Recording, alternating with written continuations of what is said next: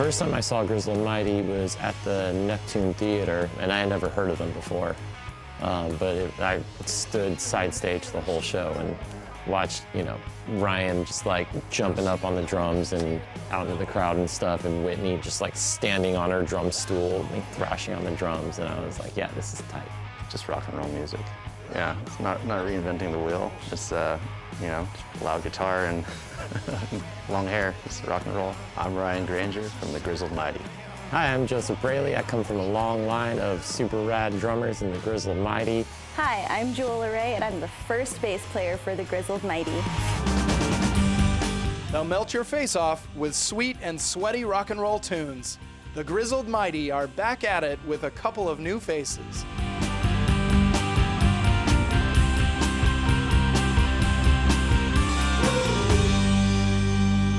Welcome to Band in Seattle. All right, we're the Grizzled Mighty. Breaking up, not breaking up, long nights, sometimes drugs, sometimes alcohol, sometimes, rock and roll stuff,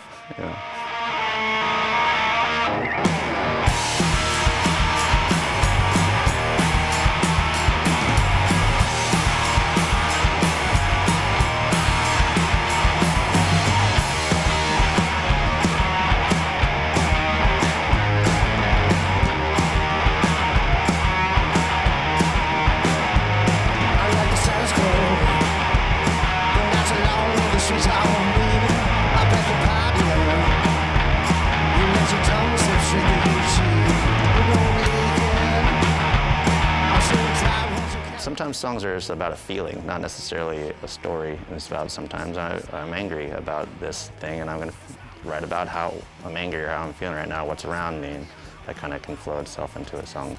Cabin Fever was right when I was about ready to move to New York for a little while. I kind of just getting a little stir crazy, and so it felt like I was kind of pinned in.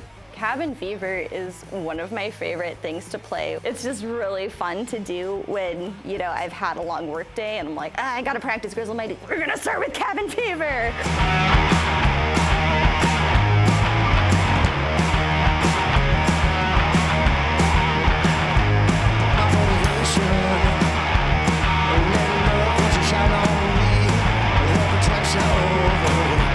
Hi, I'm Faustine.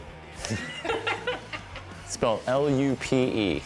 I come from a long line of rad drummers in the Grizzled Mighty, like Whitney and Lupe and Faustine. I put out an ad on Craigslist, and Whitney answered, so. And I picked her up as a guitar player originally, because she's, as you know, can play the guitar. We couldn't find anybody else to play with us, so we bounced down to drums. Supposed to be temporary, and then we started making songs like that, and then we got asked to fill in one day for a real show, and then got asked to play another show after that, and then another show after that, and we're kind of off and running.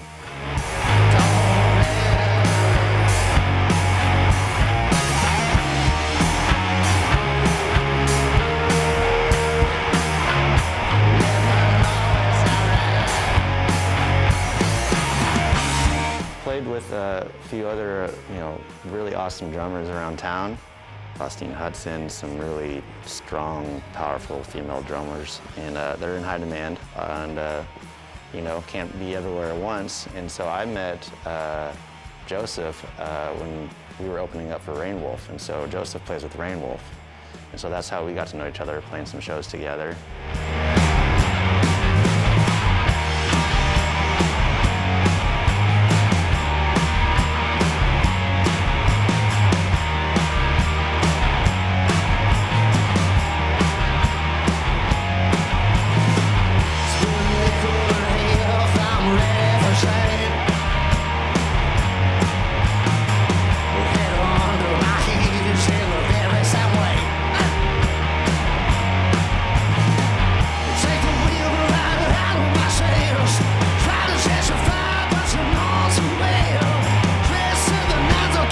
Grizzled Mighty has had a long history in Seattle, and there's a large catalog of music to learn. He just kind of emailed me a list of the ones that he has been playing on tour and the ones that would you know, probably get pulled out of the hat more. It was kind of cool also like watching through YouTube videos to help learn the songs and seeing like, oh, okay, here's Whitney playing this song, and now here's the way like Lupe played this song, and this is how Faustine played this song, and just kind of being able to see like each drummer's like own personality shine through, and then kind of be able to do that myself, but then also have this like rich history to like pluck from.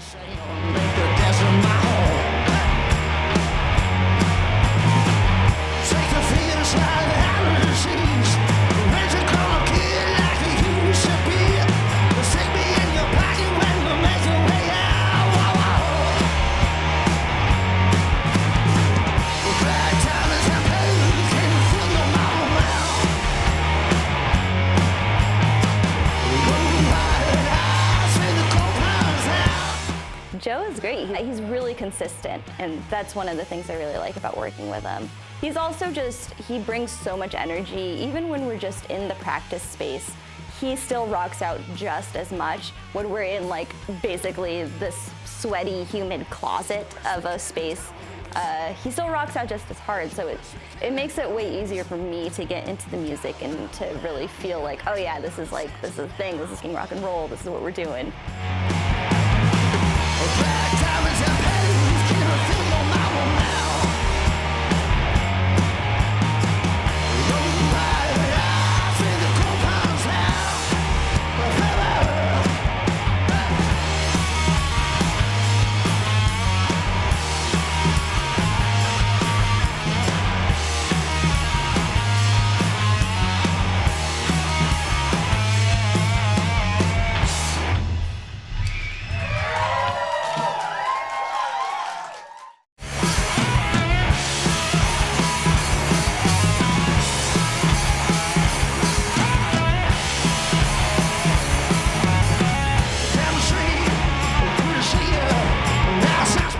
A bunch of dudes playing rock and roll has happened a lot of times before.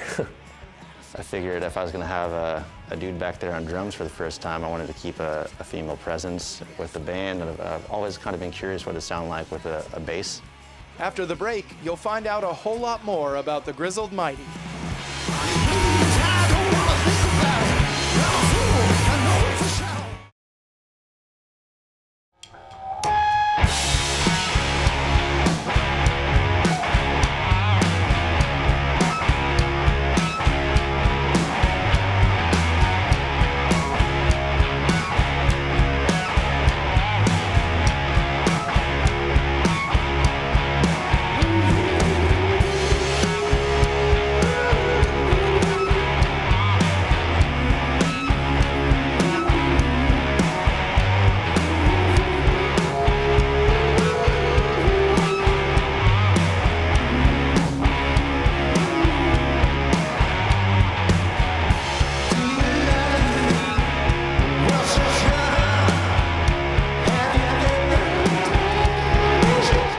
If I was going to have a dude back there on drums for the first time, I wanted to keep a female presence with the band, and I've always kind of been curious what it sounded like with a bass in it. And I just saw Jewel play at the Tractor Tavern, and I'm like, well, that's my girl. So I asked her if she wanted to play bass, and she said sure.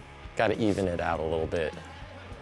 There's a bunch of dudes playing rock and roll has happened a lot of times before. A little much, especially with the Grizzled Mighty, a bunch of sweaty dudes up there. Yeah.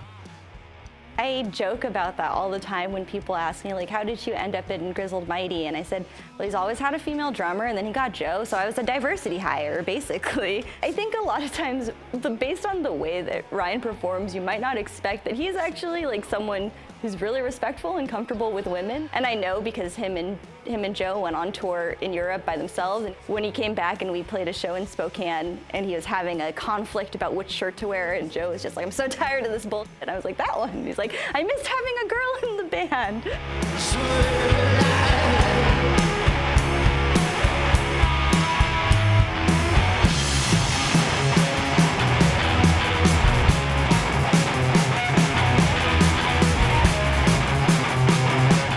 Bass is really actually very important to the sound of Grizzled Mighty. If you listen to the recordings, almost every album he's made has bass on it.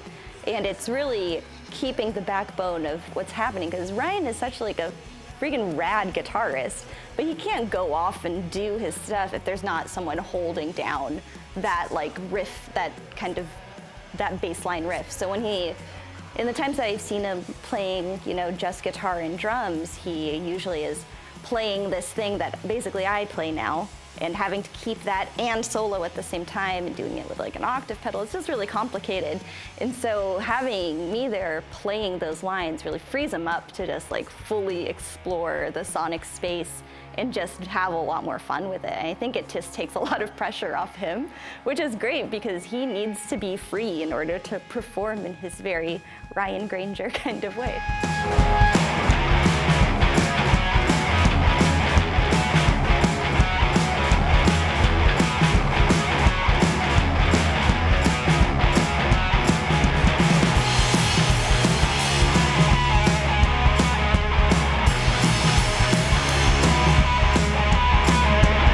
I've been playing in band, like in high school band. I was like 16, 17, and we were terrible. And then when I first moved to Seattle, I kind of got into another group of some friends.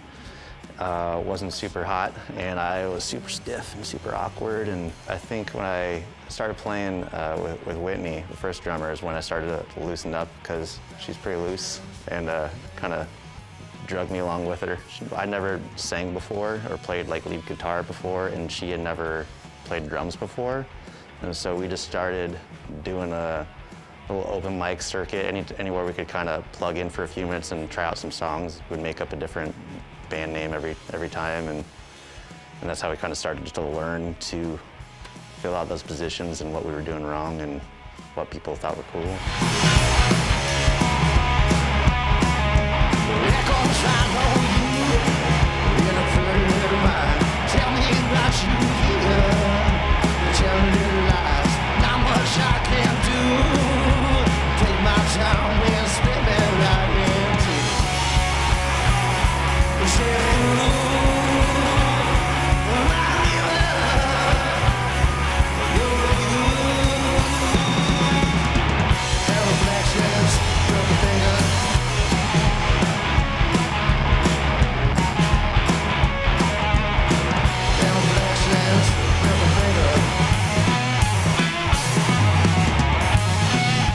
Definitely is an inspiration when it comes to engaging an audience. Like, I can remember that first Grizzled Mighty show that I went to, that I definitely held him up at some point while he was like crowd surfing and playing a solo at the same time. To me, that was always like, I still have never done that, crowd surfed while playing. It's a goal. I would like to at some point say that I crowd surfed while playing.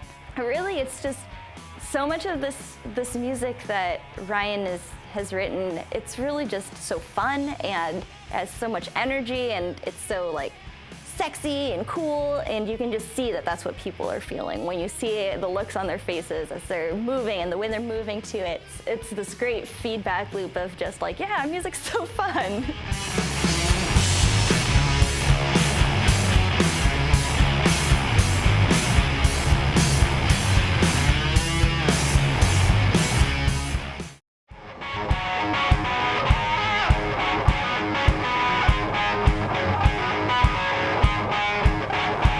I don't think people realize what tour is. It's a great time, but it's not a vacation. It's work. It can be a lot of fun, but it can be a lot of emotions that happen on tour.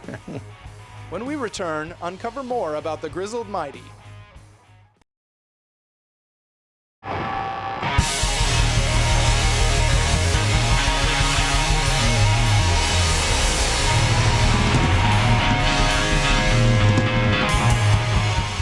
Miles of Cocaine, I actually call Miles of A. I literally only play A that entire song. I sometimes add in a little riff every once in a while, some kind of little solo work just for fun, just for like, 2 beats or something. I think the first time I did it, Ryan looked at me like, "What are you doing?" Because he's like, "You're just supposed to play A."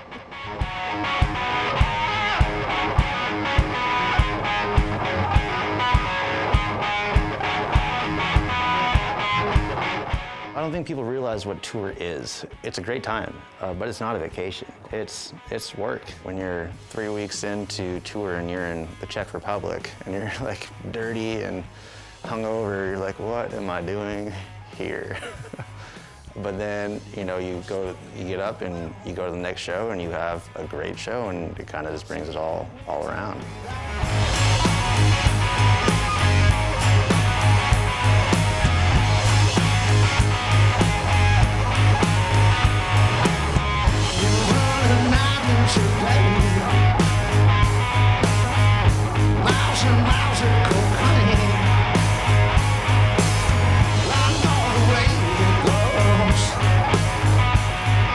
I'm really excited at the prospect of touring with them. And for, you know, big, hairy dudes, they actually both smell pretty good, so I'm not worried about getting stuck in a van with them.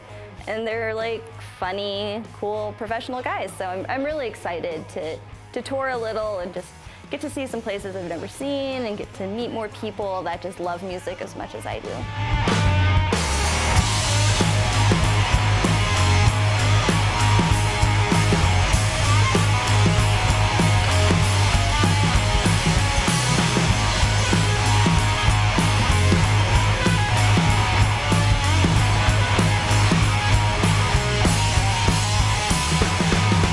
It's just something I'm good at. I can drive for, 14 hours straight on the highway if I need to. The routing makes sense of having a place you need to be at for load in. The Tetris of loading the gear in the back of the van, I don't know, it all, I'm like, oh, this is the thing I'm good at. Cool, this makes sense to me. Even if it's exhausting, it just enriches your life in a way that, getting a full 8 hours of sleep and going to a job that doesn't give you that feeling just doesn't do.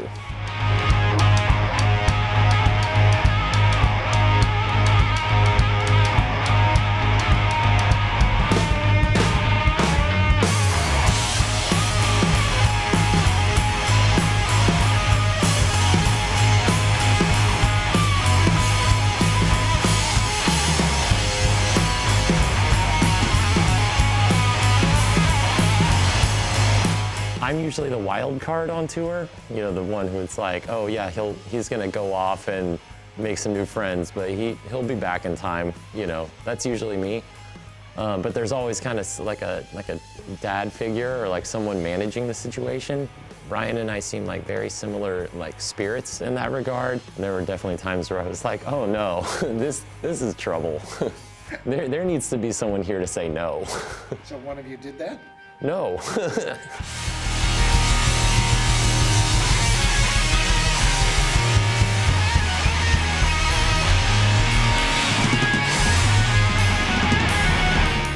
The thing that really gives me joy about playing music is the community of the whole thing. I was never very athletic growing up playing sports, so the only teams I've ever really been a part of are bands. That camaraderie that you feel with people when you're kind of in the trenches, all going towards a common goal, and then you reach that goal at the show and it was worth it. There's just no better feeling than getting appreciated for all the work you put in. This is a good way for me to just build my community and my tribe and just find people to surround myself with that like the same things and that have the same tastes, and so that's really a big part of what drives me in music.